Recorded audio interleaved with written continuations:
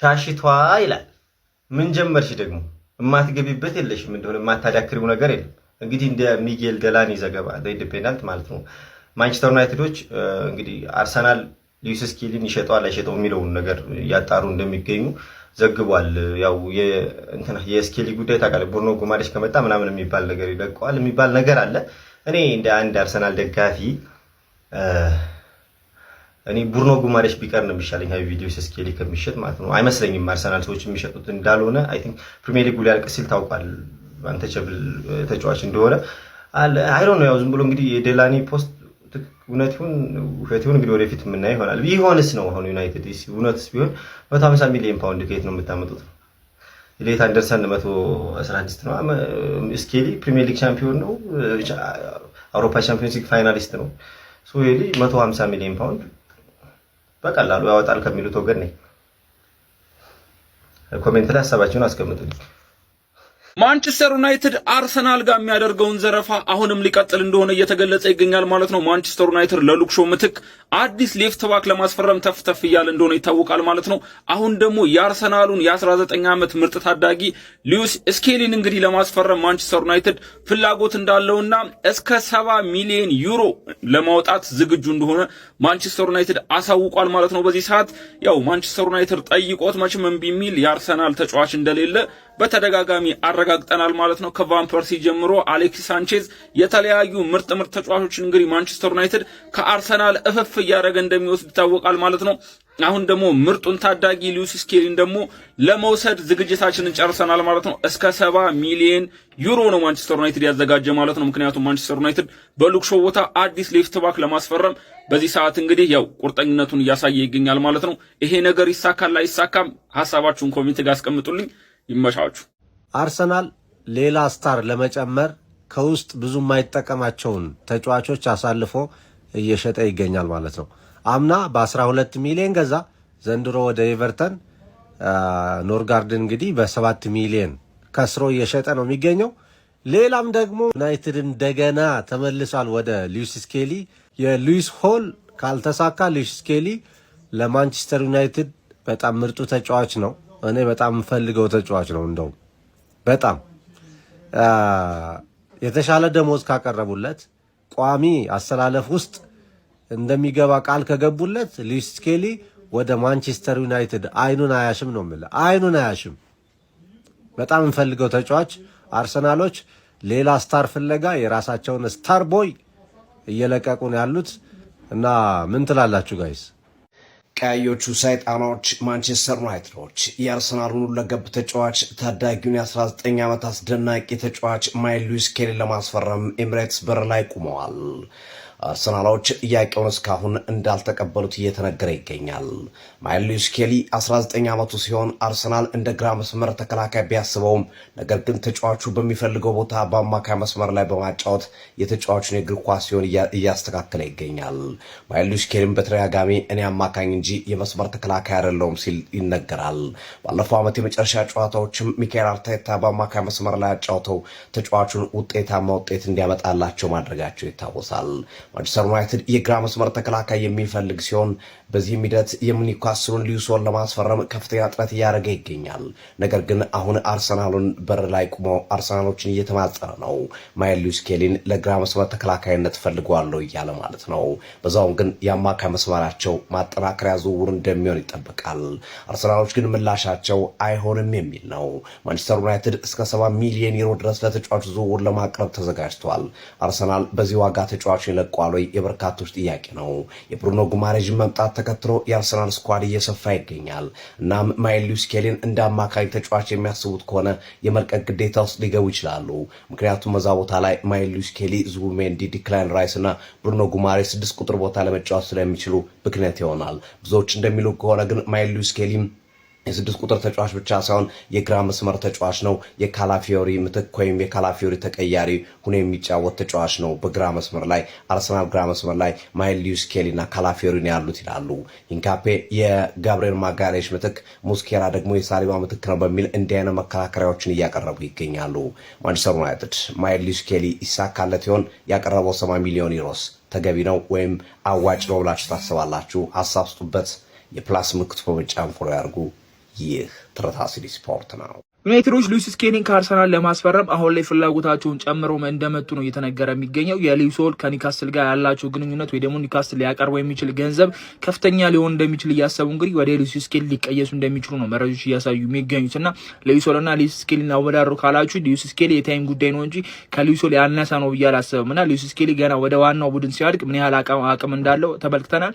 የዚህኛው ታይም ላይ ደግሞ በቃ በዚህኛው ዓመት ብዙም አልተመለከትነውም። እሱም መውጣት ፈልገው ነበር፣ ታይም ማግኘት ይፈልጋል። ከዛ በኋላ ነው አርቴታ መሀል ሜዳ ላይ ማጮት የጀመረው ዙቢሜንዲ ቁጭ አድርጎና አሁን ብሩኖ ጊማሬጅ ክለቡ መቀላቀሉ ከጫፍ ስለደረሰ ብዙ ድል ያገኛል ብዬ አላስብም እና ዩናይትድ በደንብ ቢያጠንበት በጣም አሪፍ ነው። ለኔ ሁለቱም ቢመጡ አሪፍ ነው፣ ግን ደግሞ በዋጋ ረከስ ያለ ክለቡን በቀላሉ ሊቀላቀል የሚችል ብዙ ድራማ የሌለበት ዝውውር ይመቸኛልና የሉዊስ ሆል ብዙ ድራማ የሚኖረው ዝውውር ነው ብዬ አስባለሁና ሉዊስ ስኬሊን በቀላሉ እናገኛለን የሚል ተስፋ አለ። በተለይ ብሩኖ ጊማሬጅ ከተዘዋወረ ማለት ነውና ሉዊስ ስኬሊን በግራው በኩል ማጮት እንችላለን። የተጫዋች ምን ያህል ፖቴንሻል እንዳለው እናውቃለንና ምንም የሚካር ነገር የለውም። ከአርሰናል ተከታታይ መግዛት በኢቨን እንደሚያዋጣ ይተናል። በሉዊስ ስኬሊም አይ ሆፕ ይደክሙታል ብዬ አስባለሁና ምን ታስባላችሁ ለሉዊስ ስኬሊ? ከአመት አመት ይሄን ልጅ ዩናይትድ አረ ሊያሳምጹት እኮ ነው። እሱ አርሰናልን ወደደ እንጂ አሁን ደግሞ ስኬሊ መሀል አለ አይደለ ጉማሬሽ ከፈረመ መሀል እድል ያገኝ መጨረሻ አካባቢ መሀል ይጫወት ስለነበረ እሷን አይተው ሊመነጥፉን ና እዚህ በቂ መጫወቻ እድል እንሰጣለን ሁሩ እያሉ ነው። ስነ ስርዓትህን ትይዛለህ። እኔ የግድ ብሩኖ ጉማሬሽ መጥቶ ስኬሊ ምናጣ ከሆነ አይምጣ። እኔ ስኬሊ ነው የምመርጠው። ደግሞ ለምንድን ነው የምመርጠው? በገዛ ገንዘቤ ጉማሬሽንም ስኬሊንም በቃ አስቀራለሁ። ምን አባህ ገባ? ቼልሲ እዛው ለቃቀም። እኛ የምንሸጠው ተጫዋች የለንም። አንድ አለ እንትና ማዱኬን ትወስዳለህ፣ እሱን መውሰድ ትችላለህ። ከዛ ውጪ ግን ይሄ ልጅ ትልቅ ተስፋ የጣልንበት ተጫዋች ነው። ቼዶቢና ሄቨን የምትባል ቁሌታም ሲሰተን ምን አባህ አረክበት ነው? ምን የኛን ታዳጊ የመብላት ሐሳብ ነው ያለ። ቼልሲው በድና ገንዘብ እነ ሳንቶስን እየሰጠ ነው። ሌላም አለ ቼልሲ ቤት የሚገራርም ተጫዋች አለ። እመነኝና ዘይደ ግዛ። ስነ ስርዓት ያዝ። ልጁ ስለሚወደው ነው። ከአመት አመት አንተ የጀርባ ቅማል ትሆንብናለህ። አንሸጥም። እስከ 2030 ነው እኛ ያስፈረም ነው ብራዚል። በሉ እናንተም ሂዱን የኛም ወደዚያው ነው። በሉ እናንተም ሂዱ የኛም ወደዚያው ነው። ወትሮ መንገደኛ ፊትና ኋላ ነው። ወትሮ መንገደኛ ፊትና ኋላ ነው ይላል ጀምአው። አረ ይሄ ነገር እንዴት ነው ጀምአው? በጣም አስደሳች ነገሮች እያየው ነው በብሩኖ ዝውውር ዙሪያ ማለት ነው ጀምአው። ይሄ ልጅ በእርግጠኝነት ማለት ነው ሂርዊጎ ብቻ ጠብቁ። በቃ እዛ ደረጃ ላይ ስለደረስኩ ነው አሁን መረጃ ላካፍላችሁ የመጣሁት። በደንብ ኮፒ ሊንክ ሼር አድርጉና አዳርሱልኝ። ብሩኖን በእጃችንን ለማስገባት ጥቂት ነገር ብቻ ጠብቁ ጀማው። ጥቂት በቃ ሂር ዊ ጎ ይባላል በቅርቡ ጀማው። ከዛ በተጨማሪ ግን ሌላ የሰማሁት እጅግ አስደሳች መረጃ ማለት ነው ይሄንን የቪኒ ኤጀንት ማለት ነው ፖስቶ ታዩት። ይችኛው አያችኋት? እቺ ብሩኖ ጊማሬሽ ከቪኒ ጋር ተቃቅፈው። ታዲያ ይሄ እኮ የሆነ ነገር አለው ከጀርባው ጀማው። በሉ እናንተም ሂዱ የኛም ወደዚያው ነው። ወትሮም መንገደኛ ፊትና ኋላ ነው ሲል ምን ለማለት ፈልጎ ነው? ጊማሬሽ ወደ አርሰናል እየመጣ ነው። ገብቷላ? ቪኒና ፊትና ኋላ ነው የምንመጣው እያለው እኮ ነው አንተ ጀማው። ነገሮች እየተገጣጠሙ ነው ወገን። ሙሌ ስለ ቪኒ ጁኒየር እና ስለ አርሰናል ዝውውር ምን አዲስ መረጃ አለ እያላችሁ ብዙዎቻችሁ የጠየቃችሁን ትገኛላችሁ። የቪኒ ጁኒየር እና የአርሰናልን ጉዳይ ጨምሮ በርከት ያሉ አዳዲስ ሰበር የተባሉ የዝውውር መረጃዎችን በዚህ ቪዲዮ ላይ እንደተለመደው አጠር አድርጌ ወደ እናንተ ይዤላችሁ ቀርብ ያለው።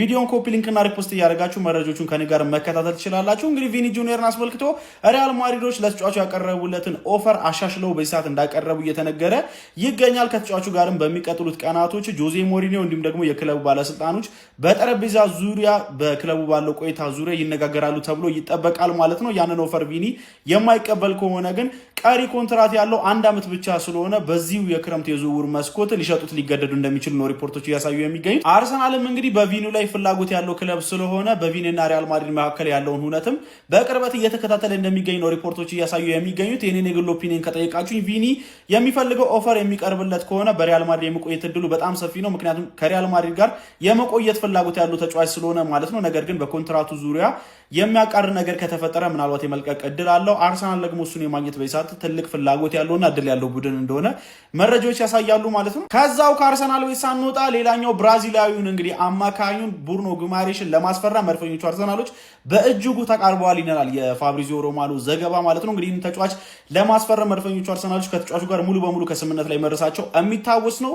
ታዲያም እንግዲህ በሱ ቦታ ላይ ኖርጋርድን ለኤቨርተን ለመሸጥ ሙሉ በሙሉ ከስምምነት ላይ መርሳቸው የሚታወስ ነው። ለሱ ቦታ እያስለቀቁ እንደሚገኝ የሚያሳይ ዝውውር ነው። ታዲያም እንግዲህ ኒውካስትል ዩናይትዶች ይህንን ተጫዋች ለመልቀቅ ፈቃደኛ ያልነበሩ ቢሆኑም ነገር ግን አሁን ላይ ለመልቀቅ ፈቃደኛ የሆኑ ይመስላሉ። ነገር ግን በተጫዋቹ የዝውውር ሂሳብ ዙሪያ እስካሁን ከስምምነት ላይ መድረስ እንዳልተቻለ ነው መረጃዎች የሚያሳዩት። ወደ ሌሎች የዝውውር መረጃዎች ከማለፌ በፊት ቴምር ሪል ስቴት በከተማችን አዲስ አበባ ላይ አይን በተባለው አካባቢዎች ላይ ጥራታቸውን የጠበቁ መኖሪያ ቤቶችንና ሱቆችን ገንብቶ አጠናቆ ለእናንተ እንካችሁ እያላችሁ ይገኛል። ታዲያ በታላቅ ቅናሽ የሚቀርቡላችሁን እነዚህን መኖሪያ ቤቶችና ሱቆችን ከቴምር ሪል ስቴት ማግኘት ትችላላችሁ። እንግዲህ የባርሴሎናው ስፔናዊ የፊት መስመር ተጫዋች ሆነው ፈራን ቶሬዝን አስመልክተው ባርሴሎናዎች ምንም አይነት ደሞዝ ጭማሪ ሳያደርጉ ኮንትራቱን ለማራዘም እንቅስቃሴ ሊያደርጉ እንደሚችሉ መረጃዎች እየጠቆሙ የሚገኝ ሲሆን ነገር ግን ተጫዋቹ በክለቡ ቆይታውን ለማድረግ የማይፈልግ ከሆነ እስከ 55 ሚሊዮን ዩሮ ከተጫዋቹ ዝውውር ማግኘት እንደሚፈልጉ ነው የተነገረው። ፓሪስ ጀርሜኖች ይህንን ተጫዋች የማስፈረም ፍላጎት ያላቸው ክለብ እንደሆነ ይታወቃል። በዚህ ሰዓት ምንም አይነት ክለብ የሌለው ፍሪ ኤጀንት የሆነውን ጄደን ሳንቾን አስመልክቶ እስካሁን ሊያስፈርመው ብቅ ያለ አንድም ክለብ እንደሌለ ነው መረጃዎች የጠቆሙ የሚገኙት። 10ኛ እርከን ላይ ያለ ቡድንም እንግዲህ ተቀላቅሎ ልምምዱን በሰዓት እያደረገ እንደሚገኝ ነው መረጃዎች ያሳዩ የሚገኙ። ኤቨርተኖች የማንቸስተር ዩናይትድ የወጣት ቡድን አጥቂ የሆነው ዌድሊን አስመልክቶ እንግዲህ ለማስፈረም ፍላጎት እንዳሳዩ መረጃዎች እየጠቆሙ ይገኛሉ። የሊዮኔል አንድሬስ ሜሲው ኢንተር ማያሚ ኬቨን ደብሬነን ለማስፈረም በሰዓት በድጋሚ ፍላጎት እያሳዩ እንደሚገኙ መረጃዎች እየጠቆሙ ይገኛሉ። ለማንኛውም ዛሬ የተሰሙ ሰበር የተባሉ አዳዲስ የዝውውር መረጃዎች እነዚህን ይመስላሉ። ለተጨማሪና አዳዲስ የዝውውር መረጃዎች የፕላስ ምልክቱ መጫን እንዳትረሱ።